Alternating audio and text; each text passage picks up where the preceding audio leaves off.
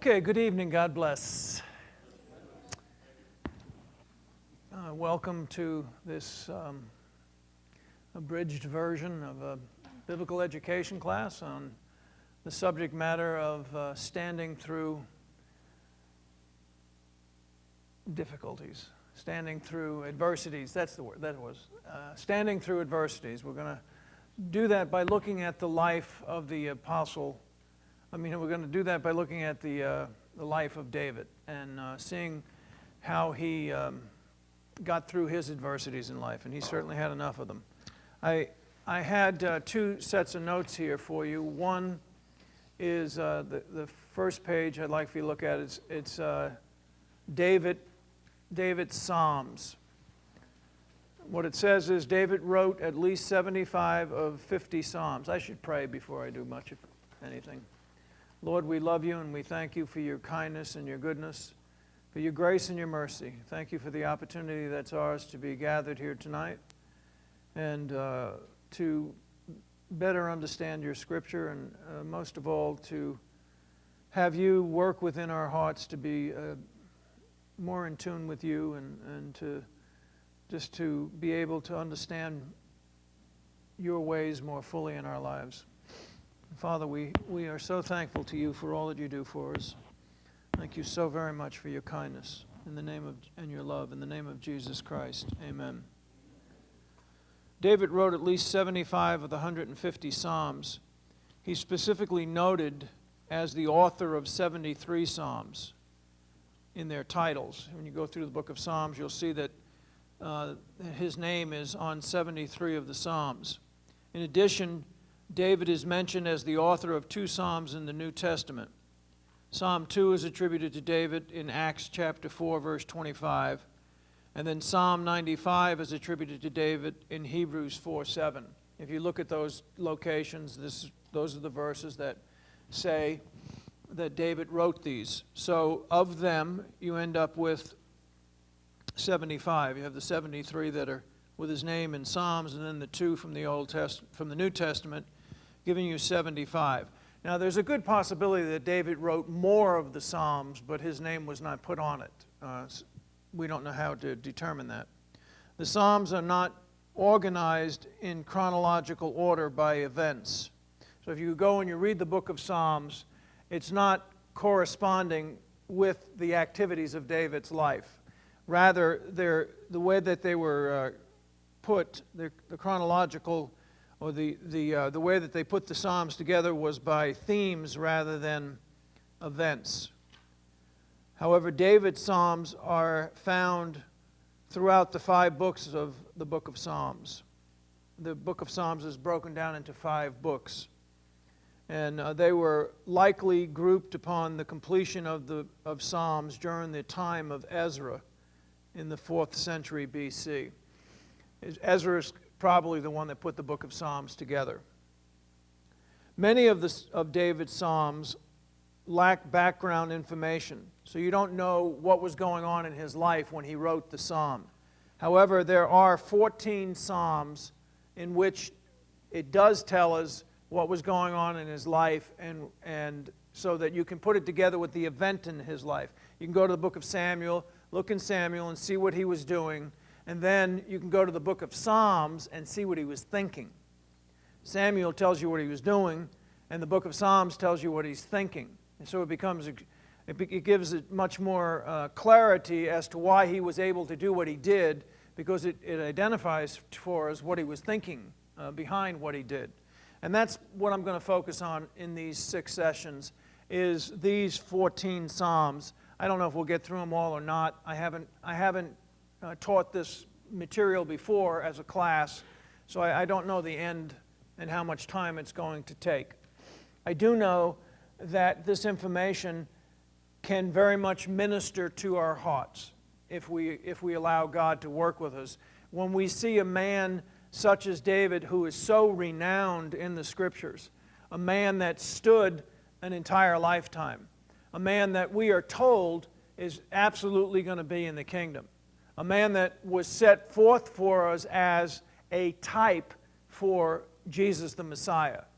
The first half of David's life we see that he is set as that type for Jesus. The latter part of David's life, we see he is a type for the penitent sinner. And we'll get to that as we move on. We'll see where there's a breaking point in the two different examples that David provides for us. One as the Christ, and then one as someone like us, someone who's a sinner who repents of their sin. A couple of Sundays ago, during the Sunday service, I covered some of this information, and I picked the first, the events that happened first, and the psalm that went with it. So I'm not going to go to that tonight. I figured I'd wait a couple of weeks, and then you will have forgotten what I taught 2 Sundays ago, and then it will be fresh material to you. And no, that's not really. I just felt more drawn towards this one, and I'm not really sure if I'm going to go through it, the Psalms in corresponding to the concurrent events of David. I'm not necessarily sure if I'm going to do it by his history or by the Psalms. We'll just see how it works. It won't much matter. At one point, I will give you a sheet of paper which puts the Psalms that in the order in which they connect with the events of his life. I'm not quite prepared to do that yet. There's a couple I'm still working on. So, do you understand what we're talking about here? And these are those Psalms that are listed here. Then there's these funny words that are used in the introduction of these Psalms. I meant to, John, I was going to call you and ask you what these meant, because I remember one time you figured it out. Or you had a good guess.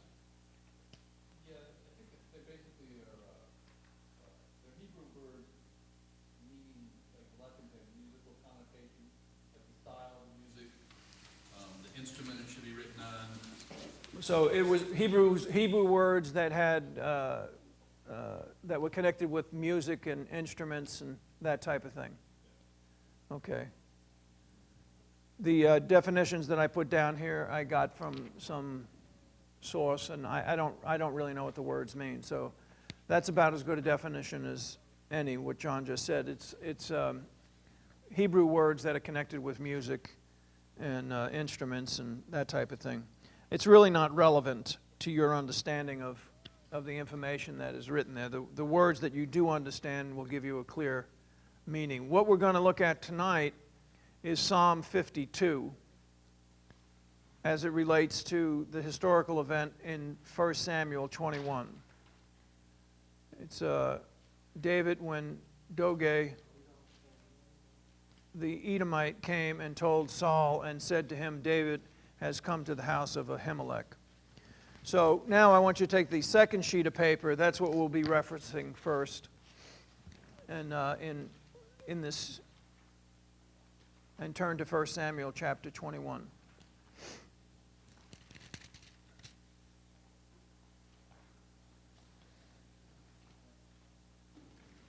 1 Samuel chapter 21.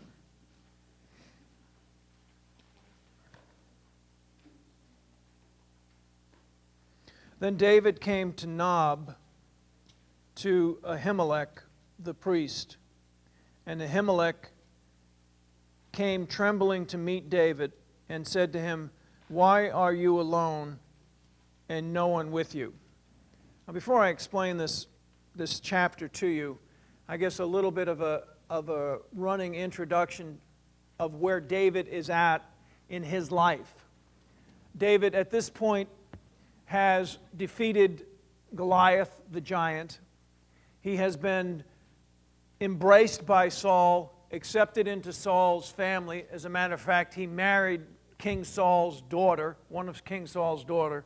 He has been promoted from being a shepherd boy in his father's home to being right in the household of Saul, first as a player of the harp, as a musician, and then later as an officer in the army, where he was over 1,000 men. He had the an awesome responsibility. He has, because of Yahweh being with him, because of God's Spirit being with him and guiding him, he's successful at whatever he puts his hand to.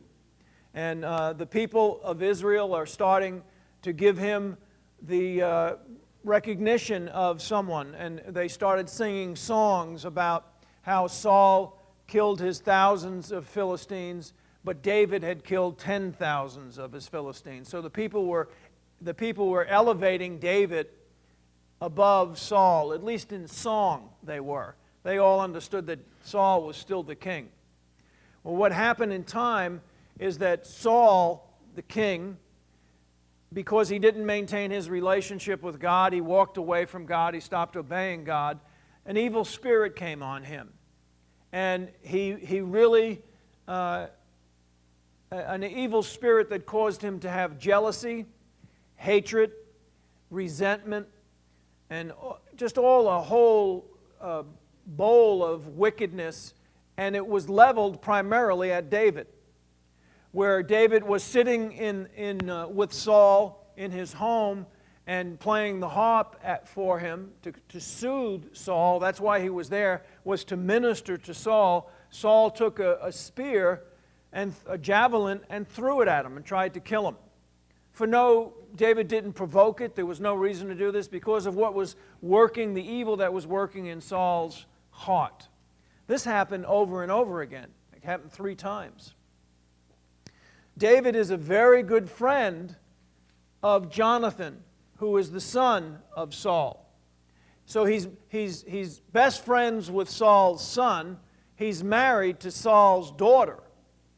I mean, he's an intricate part of the family of Saul, and yet Saul has this passionate hate and jealousy towards him. How much hate does one have to try to kill somebody else? He's intimidated by him. He feels that he's going to take the kingdom away from him, and indeed, eventually that will happen. Saul has already been told he's going to lose the kingdom and that someone else, a man after his own heart, God's own heart, is going to take it over. I conclude from the records that Saul figured out that David was this guy, and that fed into his hatred towards him. Well, it got to the place that David now is very much afraid for his life. He asks Jonathan, why is your father treating me like this? So Jonathan goes to his father.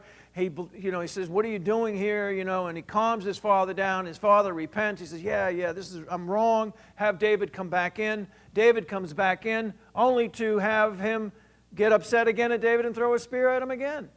And then David runs again, and Jonathan again tries to beseech his father to accept David, that David is loyal to him. He's not a threat. He cares about you.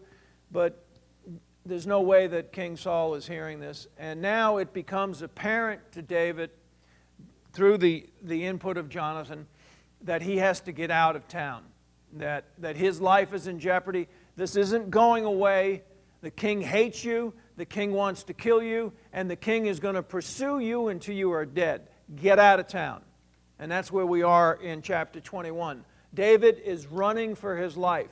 He has become the number one enemy of Saul. In Saul's mind, not in David's mind. David is a devout, loyal man to Saul, but Saul is thinking very evil of him. So he runs to, he's escaping for his life in verse 21. Then David came to Nob, to Ahimelech the priest. Nob, as it says in your notes, is about 1.5 miles northeast of Jerusalem, and that it's also 1 mile southeast of Gibeah of Saul. Now, wouldn't you know, I had these notes, and I had them all typed out, and then I looked in another book as to the location of Nob, and it gave a different location.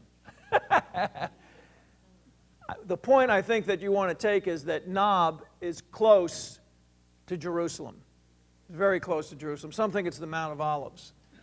But and it's also, and Jerusalem is very close to Gibeah. And Gibeah is the hometown of Saul. As a matter of fact, they end up calling it Gibeah of Saul. Saul is the king, right? So this all plays into our understanding of what's going on. David's running for his life from Jerusalem. The first location he comes to is about 1.5 miles away to this place called Nob. And Nob is this man who is the priest, what's his name? Ahimelech. And as is understood in reading the other places, Ahimelech is not just a priest, he's the high priest. And what's at Nob here is the tabernacle of Moses, the tabernacle that Moses had in the wilderness, which was the place where Israel would come to worship, where they would sacrifice the animals, where the Ark of the Covenant was. That the tabernacle was in Nob, but the Ark of God was in a different location. For those of you that have some understanding of the book of Samuel, you know that in the time of Eli, that the Ark of the Covenant of God was taken over by the Philistines. They lost the Ark of the Covenant, and then eventually it was the Philistines gave it over to another place where it stayed for over 20 years. That's what we're talking about now, 40 years altogether, that it was separated from the tabernacle. The tabernacle is in Nob. The Ark of the Covenant is in another location. In the tabernacle is where they did the worship of the animals. And, you know, that's what, so all the priests are located at Nob. The Levites are there. This is where the people of Israel, and if it's about 1.5 miles from Jerusalem, the people of Israel would come and bring their offerings and their sacrifices. The altar was there and all the rest. And this guy, Ahimelech, is in charge of that. He's the high priest. He's the main man. As a matter of fact, he is the 12th high priest that there has been. Starting with Aaron, he's the 12th in the order of high priests. He is a descendant of Eli, the high priest. Eli, in the beginning of the book of Samuel, we see Eli is a corrupt high priest. He didn't take care of his children. He didn't do what was right. But he's a descendant of him nonetheless in that priestly line. So that gives you a little bit of background of in chapter 21 and then verse 1 again. Then David came to Nob to Ahimelech the priest.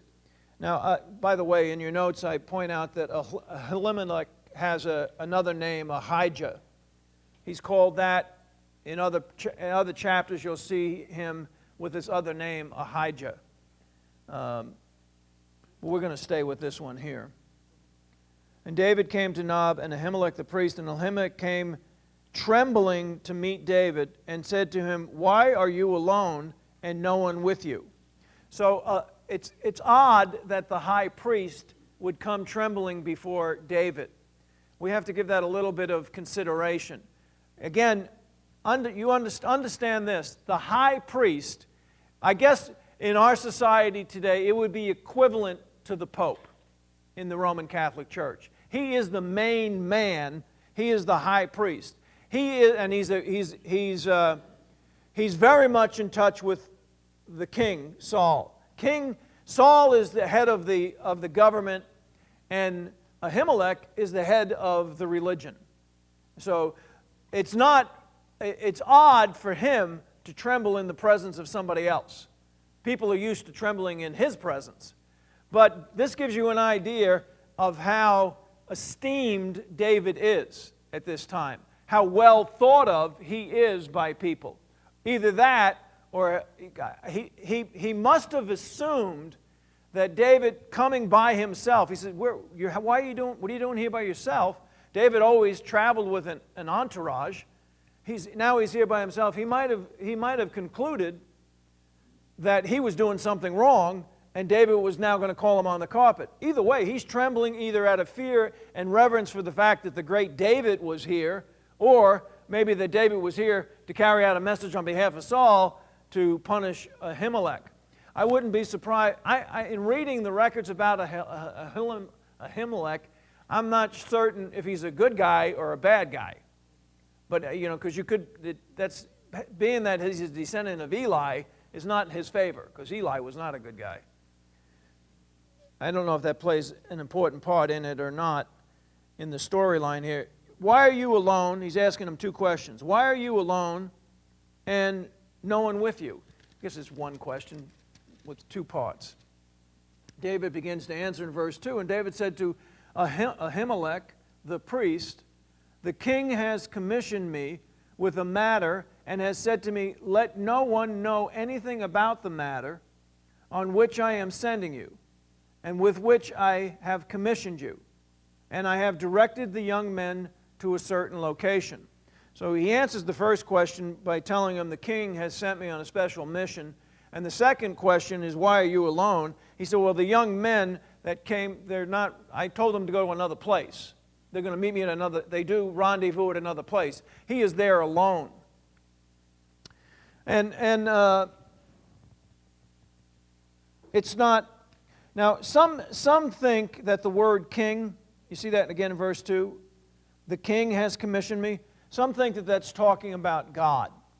I don't think so, but some think it is talking about God, which then would mean that what David is saying could possibly be true.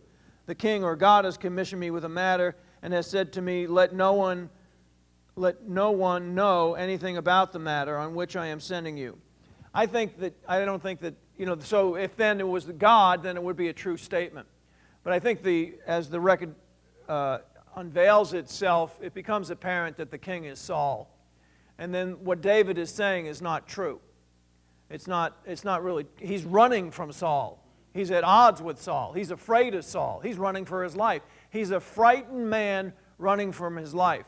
We'll look at another week. He is so nervous and afraid that he runs right into the Philistine, the enemies of Israel for protection. And he felt safer going to the Philistines than he did staying in Israel with the potential of Saul getting a hold of him. That's how frightened he was. So he says to him, now there's either two reasons that I've come up with why he would have said this, what he said to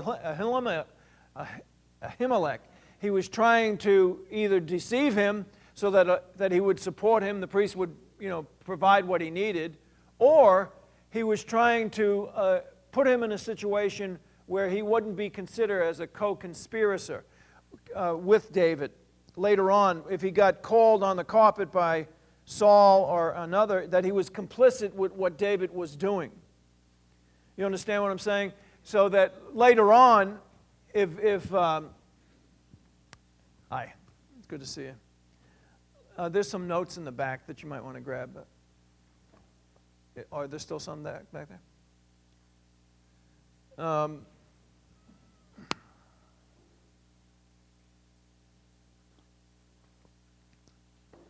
So he's telling Ahimelech this because either he's trying to deceive him to get something from him, or he's trying to protect him so that he doesn't be accused of being complicit with what David was doing. And I really think, understanding the heart of David and how this thing unfolds, that it's the latter. I really think that he wants to keep this guy from getting in a situation where he's going to be called on the carpet for doing something wrong. I'm in 1 Samuel chapter 21, and now in verse 2. Let no one know anything about the matter on which I am sending you, and with which I have commissioned you. And I have directed the young men to a certain place. So the rest of the men that would normally travel with David, he's going to rendezvous with them later on. Now, therefore, verse 3, what do you have on hand to give me 5 loaves of bread, or whatever you can be found? He's looking for food. He's on the run. He's escaping for his life. He didn't take time for food. He didn't take time to bring his weapons. He had to get out of town. He had to sneak, didn't he? His wife had to let him out the window of the house because they were laying siege for him to take him captive. He really was running for his life here. So he didn't have any food, and he's asking the priest for some food. Verse 4, the priest answered David and said, there is no ordinary bread on hand, but there is consecrated bread.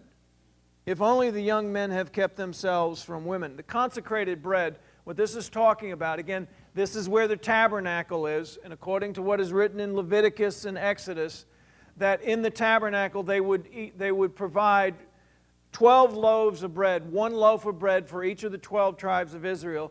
They would put this in the holy place. Not the Holy of Holies, but in the holy place with the candelabra and the altar of incense. This was something that the priests would do. This was a daily responsibility. They would put in these loaves of bread. Then they would, after a period of time, they would take the loaves back out and put fresh loaves in. When they took the loaves out, the priests were allowed to eat that bread. But the stipulation was, in order for them to eat the bread, it's holy bread, in order for them to eat the bread, they themselves had to be holy. If they weren't holy, they weren't allowed to eat the bread. So that's what the questioning is here now. Then the priest answered David and said, there is no, verse 4, there is no ordinary bread on hand. We don't have Italian bread or rye bread. We just got this holy bread. Verse 5, David answers he said, if only the young men have kept themselves from women. And David answered and the priest and said to him, surely women have been kept from us as previously when I set out and the vessels of the young men were holy, though it was an ordinary journey, now much more than today when the vessels be holy.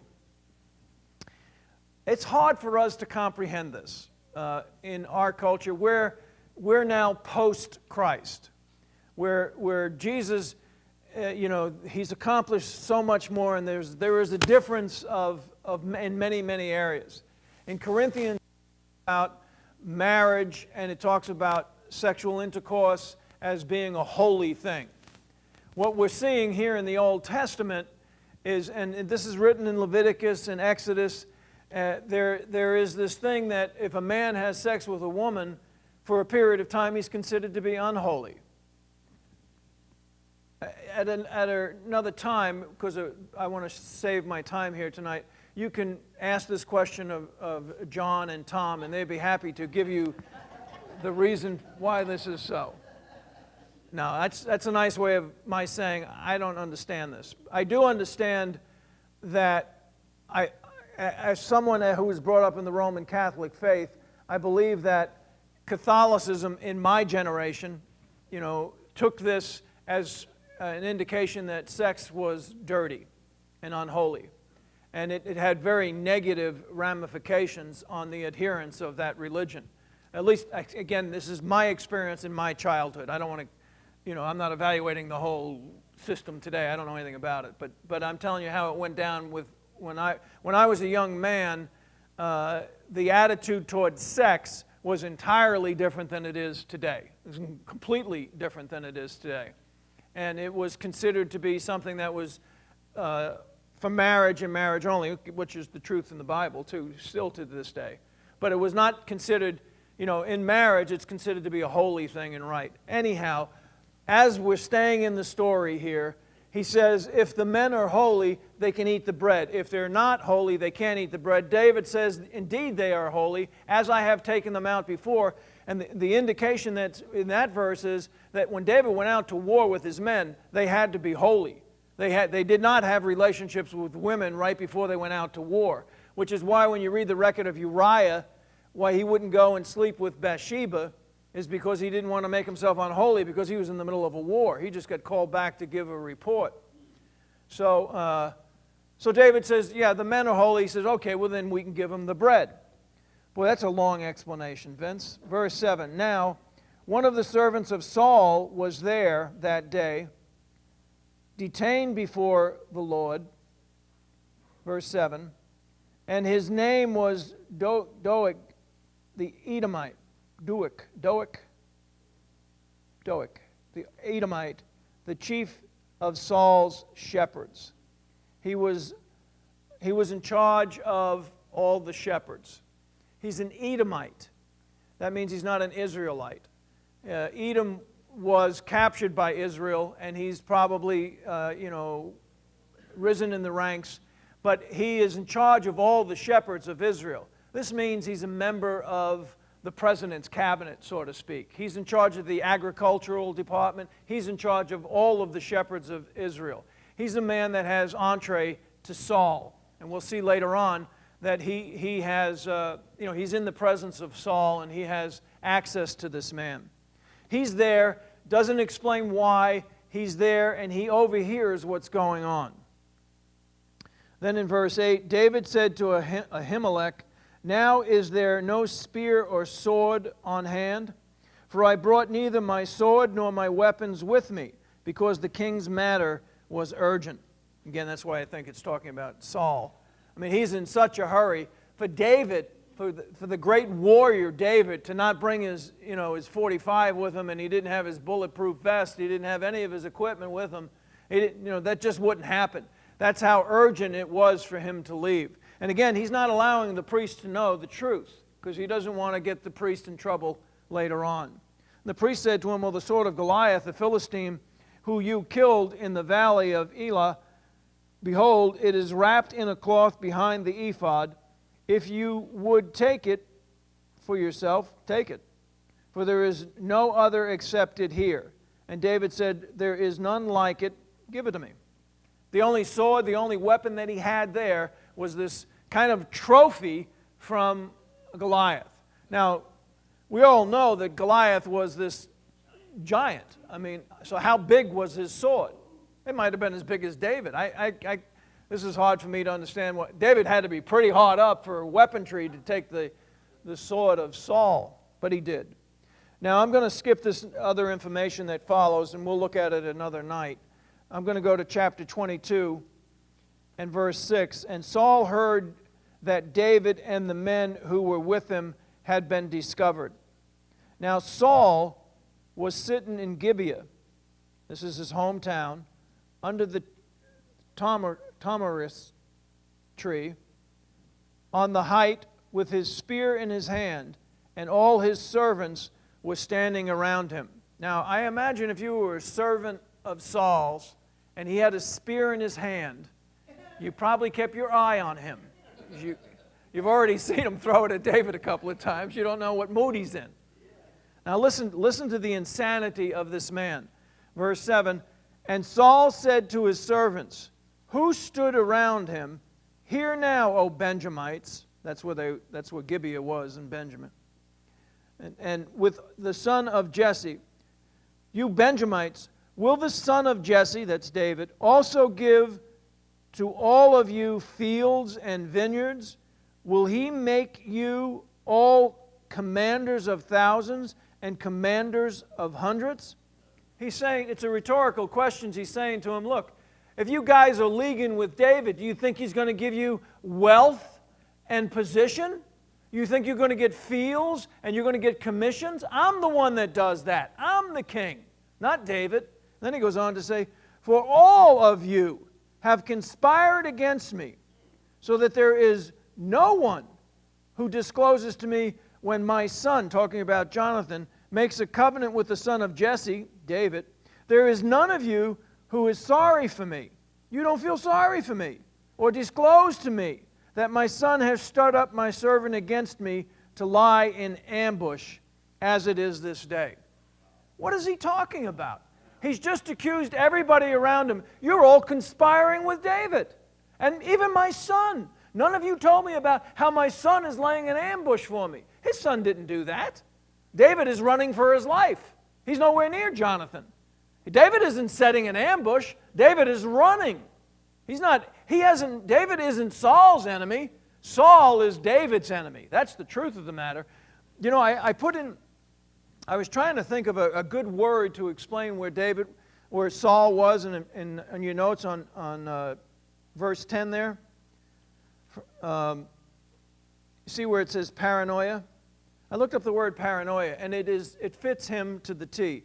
It's a mental condition characterized by delusions of persecution, unwarranted jealousy, or exaggerated self-importance. They must have looked at Saul, and that's what he was paranoid. He had these delusions. He started to think everybody was against him. Everybody is out to get me. Even my son is out to get me, and I can't believe none of you care about me. What about me? This is the king talking. He's really beside himself. He really is. He's being led by an evil spirit, demonized. Then Doeg, the Edomite, in verse 9, who was standing by the servants of Saul, said, I saw the son of Jesse coming to Nob.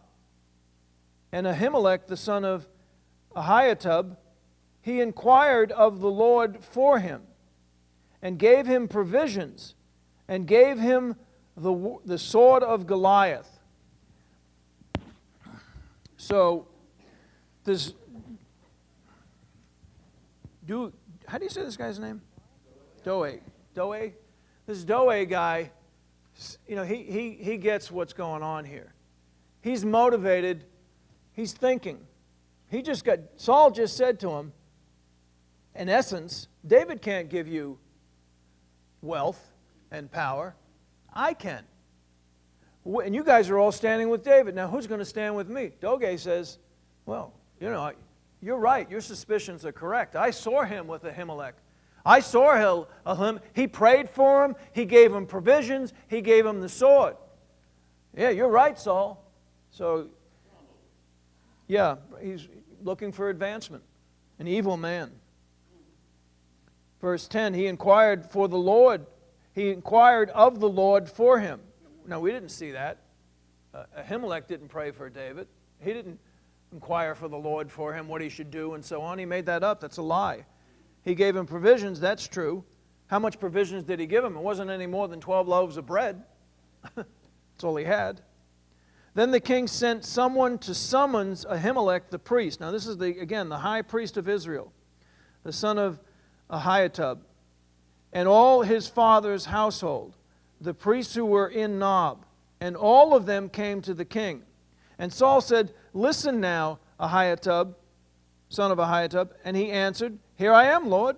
And Saul then said to him, why have you and the son of Jesse conspired against me? It was like he couldn't say David's name. He had to keep on saying the son of Jesse. He was so upset with him. Why have you conspired against me?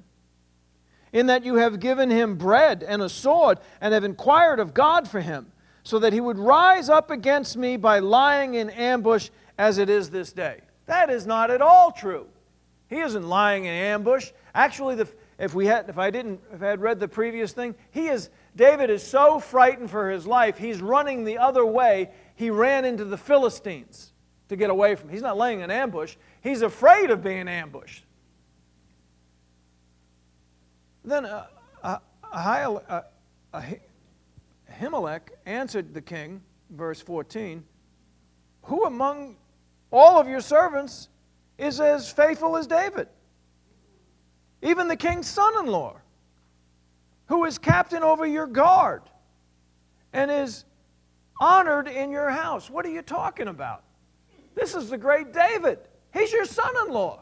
He's a captain in your army. He's one of the most, he is the most loyal of the people you have. I'm not conspiring, or there's no conspiracy here between me and him to hurt you. Did I just begin to inquire of God for him today? I didn't inquire for God for him today. I've been praying for him all along. Be it far from me. Do not let the king impute anything to his servant or to any of his household of my father, for your servant knows nothing at all of this whole affair. I don't know what you're talking about. What are you accusing me of? But the king said, you shall surely die, Ahimelech, you and all of your father's household. And the king said to the guards who were attending him, turn around and put the priest of the Lord to death, because their hand also is with David, and because they knew that he was fleeting, and did not reveal it to me. But the servants of the king were not willing to put forth their hands to attack the priests of the Lord, of Yahweh. His servants had more sense, certainly, than he did. I'm not killing the priest. This is the high priest we're talking about. This is the high priest and the priests that are with him. I ain't killing him. And the king said to Doeg, you turn around and attack the priests. And Doeg, the Edomite, turned around and attacked the priests and killed that day 85 men who wore the linen ephod. He killed 85 men. And he struck Nob, the city of the priests, with the edge of the sword. Then he went to the city of the... They weren't at Nob. He left that where they were in Gibeah and then went to Nob and struck Nob with the city of the priests with the edge of the sword, both men, women, children, and infants. And also oxen, donkeys, and sheep he struck with the edge of the sword. He totally wiped out Nob, everything that was in it. This is where the tabernacle of God was. These are the priests and the servants of God. This is an unbelievably wicked man, huh? Verse 20. So one son of Ahimelech, the son of Ahitub, named Abiathar, escaped and fled after David. Abiathar told David that Saul had killed the priests of the Lord. Then David said to Abiathar, I knew on that day when Doeg the Edomite was there that he would surely tell Saul, I have brought about the death of every person in your father's household. Stay with me and be not afraid, for he who seeks my life seeks your life, for you are safe with me. And this man, this priest, ends up staying with David. Abiathar stays with David throughout basically his life. He is the high priest, and he stays with David. He carries the ephod, and he goes with David. He stays with David all the way up until the time of David is on his deathbed, and then Abiathar sides with not Solomon, but one of David's other sons who's trying to usurp Solomon from being the king that God wanted. And then he was dismissed of his responsibility at that point. Put yourself in David's shoes for a minute. The man, the heart, what did he feel? What was his mental state when he found this out, that 85 of the priests were killed, and then all these women and children and the whole city where God was worshipped? He said, I knew that day that that guy was there. He didn't turn. How do you think David felt? Answer me. In a word. Guilty?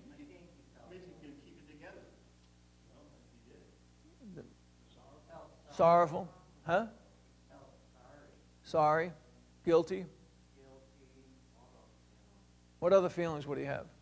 What feelings would he have towards, what feelings do you think he would have towards Saul and towards this Doeg? Huh? Anger? Fear? Yeah. Yeah, if he killed all the priests, he killed the high priest, David's, there's no, I mean, this is a distinguishing time. This is a hallmark here. Saul has no limitations. He just got done killing the high priest. You read in Leviticus and Exodus, you're not allowed to touch the priest. I mean, this is the holiest man in all of Israel. And he kills him and accuses him falsely. He didn't do anything wrong. David is now going to be tempted with revenge. He's going to be tempted with guilt, with condemnation. What else? Hatred? Sorrow? I mean, murder? Yeah. He said to him, now we should make this distinction in reading this. He didn't say that he felt guilty because he told Ahimelech or had gone to Elimelech. He had dealt with Ahimelech in a fashion in which he wouldn't have gotten in trouble because he wasn't complicit. He didn't know. He wasn't a conspirator. He really was innocent. He didn't get him to the place of being guilty. So he didn't feel bad about that. What he felt bad about was he knew that guy was there and he didn't do something about it. Because that's what we just read. I knew on that day that Doeg the Edomite was there and that he would surely tell Saul. I should have done something to stop that. And because he didn't, this is what ended up resulting. Now what we're going to see in Psalm 52 is how David dealt with these. What kind of emotions would have gone, in addition to all of this is a man that helped him. This man helped him. He knew this priest. He respected the priest. The priest helped him, and as a result of his helping him, he lost his life. And all this evil that transpired. What do you do with your mind? To me, it seems like your mind is now a powder cake. You know, it's going to, it can explode a lot of different ways. We talk about adversity. David's got a whole barrel full of adversity in front of him right now. He's got to deal with the mourning of the loss of these people, sorrow, guilt, and revenge, and all this other stuff. And when we take a break, we'll come back and we'll look at Psalm 52 and see what he was thinking through this period of time.